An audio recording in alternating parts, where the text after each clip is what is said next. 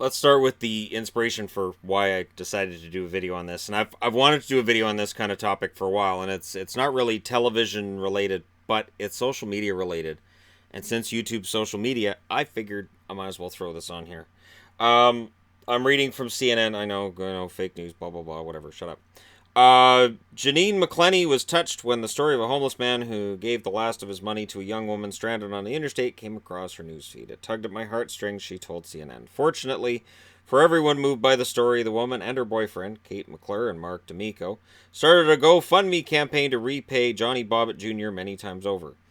He gave $20 to the stranded woman. McClenny gave $20 to him. But McClenny and others were the victims of a heartwarming tale predicated on a lie, according to Burlington County Prosecutor Scott Kafina.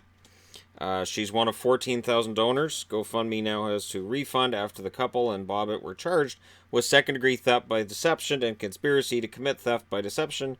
The story now, in hindsight, sounds a little unbelievable. I think I should have thought harder before I decided to give people some of my money. How did it fall apart? All it took was a picture and a good story. McClure and D'Amico were unable to pay their bills and had mounting debt, their texts show. Then they met a veteran, Bobbitt Jr., on an off-ramp. They went back a month later to get a picture with Bobbitt, who already had what Kafina called a story remarkably similar to the one the three would peddle on his Facebook page. Okay, so wait, the gas part's completely made up, but the guy isn't. I had to make something up to make people feel bad, McClure told a friend in one of the more than 67,000 text messages investigators reviewed. Why do people give themselves up via text? How stupid is everybody now? Everybody. Don't worry. Whatever criminal activity it is, they'll give themselves up via text. And it seems people did feel bad. The campaign brought in more than $400,000 in donations. After fees, the proceeds to the campaign netted about $367,000, which means that $33,000 was going to GoFundMe. They make a lot of money. All deposited into McClure's accounts, and they might have gotten away with it too, Kofina said, if not for those meddling kids. Oh, no, it doesn't say that. It says, had they not gone to court. They might have gone away with it too. I just right into Scooby-Doo mode, right? Bobbitt sued the couple in August, claiming he did not get his fair share and the money was promised to have disappeared. The lawsuit invited a search warrant, a deposition, and an investigation into their campaign, which uncovered the conspiracy that the three were taken into custody. So the homeless guy now has a house. It's got some bars. It's got a window, though, I would imagine.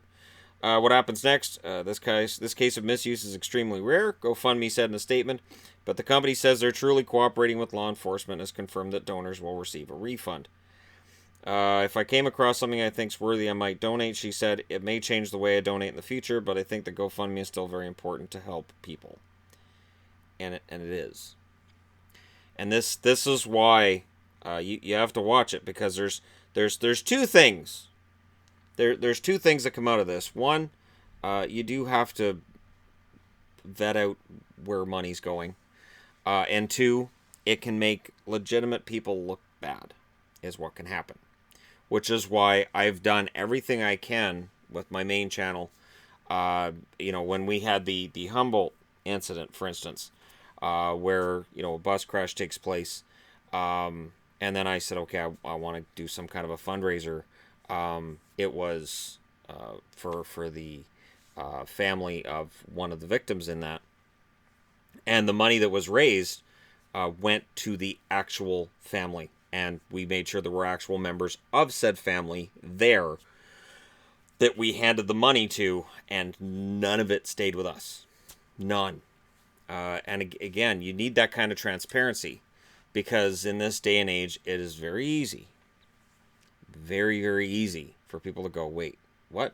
And it's people like this who do this kind of crap that do make it so much worse for everybody else. And so much worse for everybody else. As a YouTuber, it's frustrating. And then there's companies I see online that sell fake goods. The one that drives me nuts, and I've got a few fake jerseys. Okay, so I ordered through eBay sellers, and I got gypped. It said right in there, Reebok replicas, and it had all the same wordplay in the description of the items that I would see in the legit ones. So this is one I got legit. This is the real deal. This isn't a fake. I got this through an eBay seller, just a private eBay seller for $70, and it's in fantastic condition. It was used, but fantastic condition. No complaints there. Legit. But at the same time that I'm getting this one, I got a few that were fakes. And the accounts that were fakes, people said, you got to out them on social media so people know. And I'm like, no. They were very small. And within a couple of months, the sellers that I had bought from that sold me the counterfeit merchandise had closed their accounts. These guys know they're selling counterfeit stuff. Now, what gets me is people will then turn around and say, well, it's okay if it's counterfeit because it's cheap. To which I point out, and I've seen specials on it, that there are places that make counterfeit clothing that money goes towards organized crime. They may be funding terrorism, which sounds crazy and weird and wacko, but that's absolutely where that money could be going. You just don't know. So we're in a day and age where it's like, well, why should I support the multi-billion-dollar corporations and companies? This money, the money from this would go to New Line or whoever owns Freddy's Image right now. I think it's still New Line Cinema, and at least they're partners.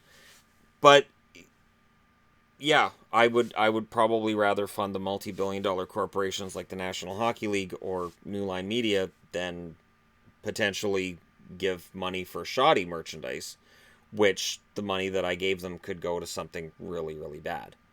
And this is the day and age we live in, because again, when you're online, you have to be really careful. And where this bites people is that you could have somebody who's just getting started on eBay, and they could be selling stuff, and a buyer like myself might look at it and go, it looks pretty good, but that price is too good to be true. So maybe they don't sell items for as much as they should be able to sell them for, because people look and go, oh, it's got to be a fake.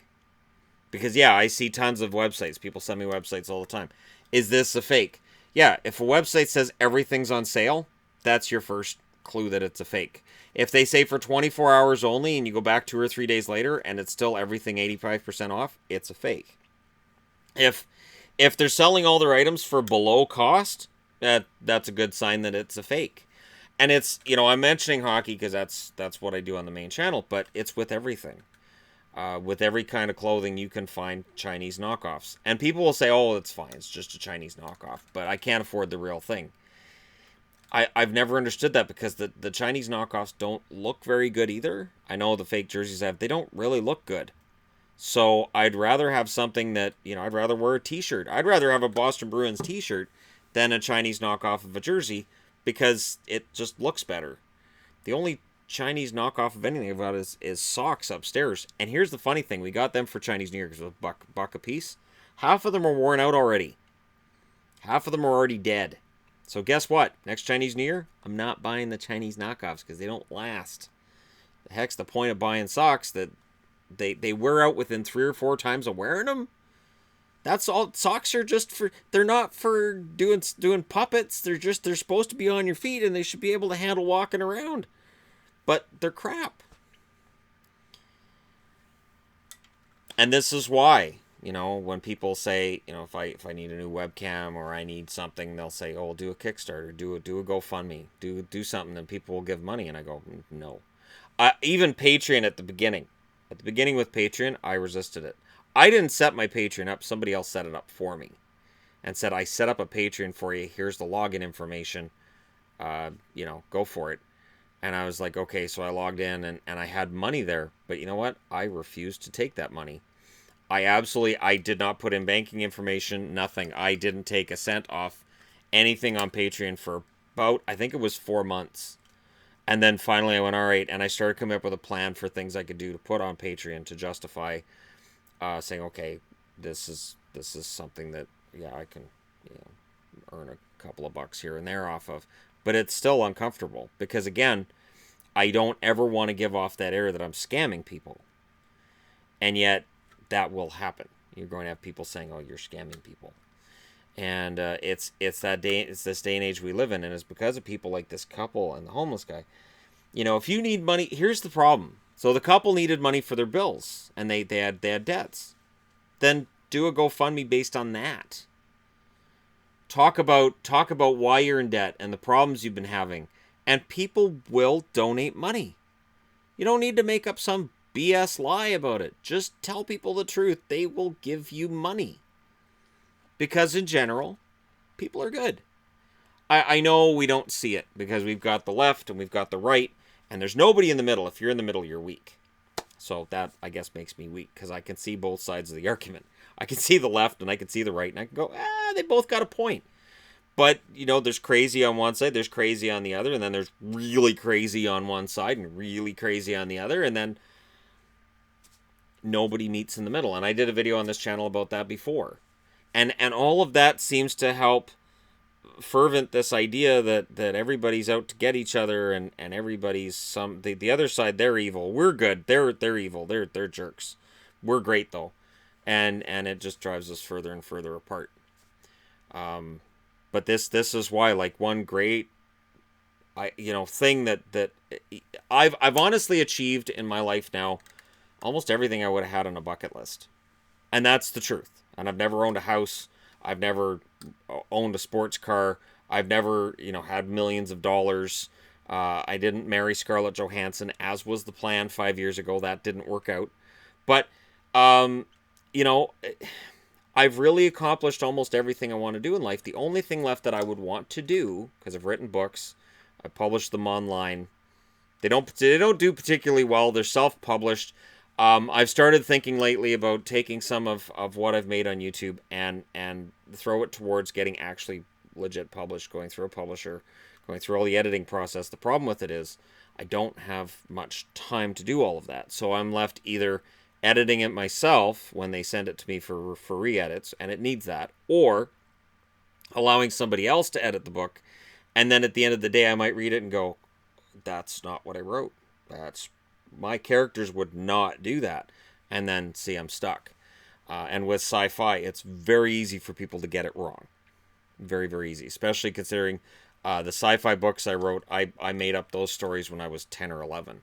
So the only dream left, really, for me, there's traveling, but that's your regular bucket list stuff, right? Like Paris and Moscow and Berlin, and I could lie and say going to Moscow, Idaho. That's a Moscow, so technically, yeah, I went to Moscow. Technically, I'll go to Paris, Texas, and say, yeah, I went to Paris. I did that. Yeah, that's fine. Which Paris? It doesn't matter. It's fine. No, everybody in Paris, France wears cowboy hats. Stop asking me questions. And the only thing left would be making a movie. Honest. Would be making a movie, and it would probably be a low-budget horror movie. And it would be tremendous fun. But the problem for me is, I won't do a Kickstarter and I won't do a GoFundMe. Stone Gremlin Productions, which has the Cinema Snob on it, and I love Brad. He's great, and when him and the wife do reviews in the car, they're very entertaining. But he's had 12-hour fundraisers on YouTube. To raise money to do a Cinema Snob movie. And I admire him for being that transparent and that gutsy to say, you know what, if we're going to see another movie, I need help with funding. I couldn't do it. I couldn't do it. There's just no way I could do it. Because there's too many avenues for people. And I saw it. I went into one of the live feeds and I saw people saying it like, you're e-begging, you're begging for money, you're greedy, you're this, you're that. And Yvonne and I were talking about this yesterday. If somebody goes into work and they work an 8-hour shift, and then you have a sign-up sheet, and this used to happen at my job all the time, for 4 hours overtime, and somebody signs up for 4 hours overtime, and then they do that all week, you don't see people sitting there and going, man, you're so greedy. Work 12 hours every day. Make me sick. The answer, actually, what coworkers say is, man, I'm glad you worked those 12 hours so I didn't have to. Because, man, if you hadn't signed up for that 4 hours overtime, I might have got forced yesterday. And I would have just walked out. And I had those moments where I would be at work and I go, holy crap, they're going to force X amount of people. And I'd count up on the list. And I'd be like, somebody else has to sign up for those 4 hours overtime or I'm going to be forced to stay. And then I'd see one other person signing up who had seniority. I go, oh, thank God. I didn't turn that person around and go, you greedy son of a... all you think about is money. But what's weird is when you're a YouTuber, and for me, when I'm doing videos hockey related, I was going to take a drink into that, but forget it. And I'm doing videos hockey related. And I'll see people saying, you're being greedy. Why is there an ad in this video? Well, skip it. There's an ad because for every 10 minutes, you can after 10 minutes you can put in as many ads as you want to. And I've seen channels with over 1 million subscribers that have ads roughly every 4 minutes. 4. And they come mid-sentence. It might be a 2 or 3 minute commercial. And I was very surprised to see very big channels with tons of views doing that. I have fewer ad breaks than they do. And yet, yeah, the comments will be out there. You're so greedy. It's my job, though.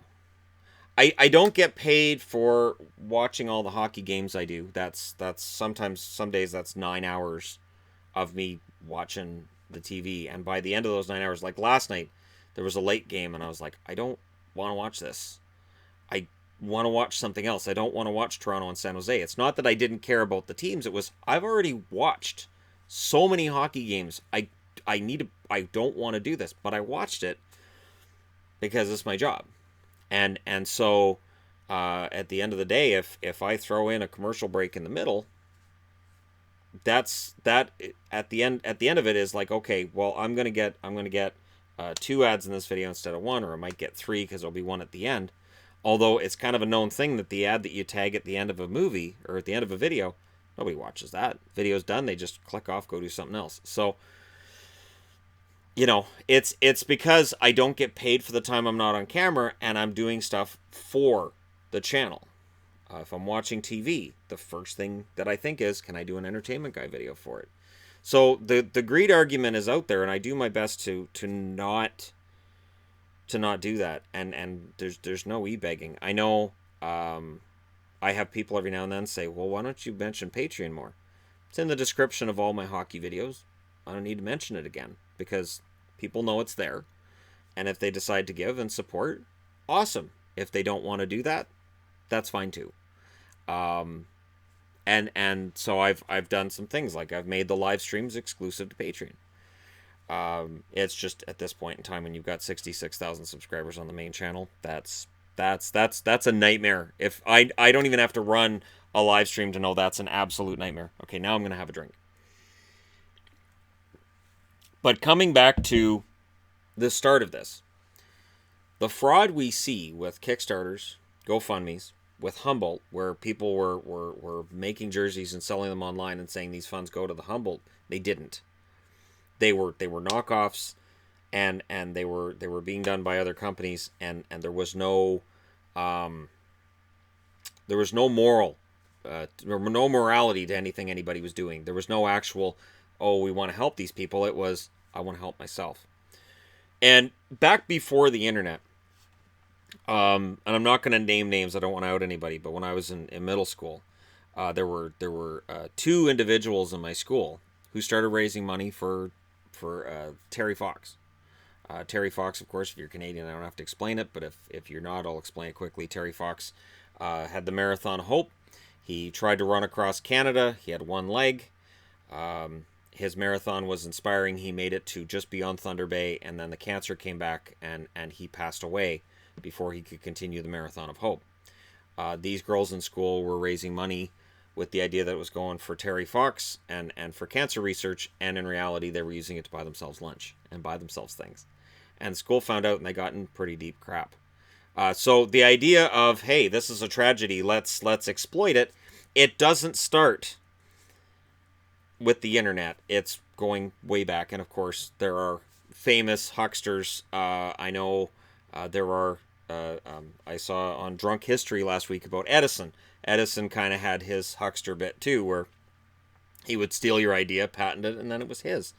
And so again, it's a matter of being careful. And for me, as that channel's grown and this one's been kind of stagnant for actual numbers, but that's fine. This was never made to make me a lot of money. I just do my best to make sure that I'm not in an exposed position where, you know, something happens and somebody can go, hey, that was a scam. So I make sure I'm not in a position to be in any kind of a scam position. For instance, I've got tons of jerseys around the house that I'm going to get rid of, and I've decided I'm not selling them. Even though I could sell them all tomorrow and I could make hundreds of bucks selling them, I'm not selling them. I'm trying to figure out who to give them away to. and or what charity I could perhaps donate them to that it would work for best, especially since we're right before Christmas. So, I don't mention that on the main channel. I mention that here because hardly anybody's going to see it. If it was on the main channel, I'd be getting comments all over the place. I'll take them. I'll take them. Every now and then I'll even get an email. Hey, you've got that jersey, that one I like, that green one. Can I have it? No. No. What? Hey, can I have that? No. I noticed you got this really cool thing in the background. Can I have that? I know it's cool. That's why it's in the background. Anyways, it's the age we live in, right? I'd be interested to know what you guys think. Does this stuff, like the 400 grand this couple scam people out of, does this make it less likely for you to give to things online? Do you look for an established company before you give money, like for instance Red Cross, that kind of thing, UNICEF? Or do you just lock up your pocketbook and say, I'm not giving to any kind of cause online because they could all be scams? I'd be interested to know what you guys think in the comment section below, as always. Don't forget to hit like and subscribe if you're browsing your way through. You just happened upon this video, and thank you guys so much for watching. I'll talk to you again soon.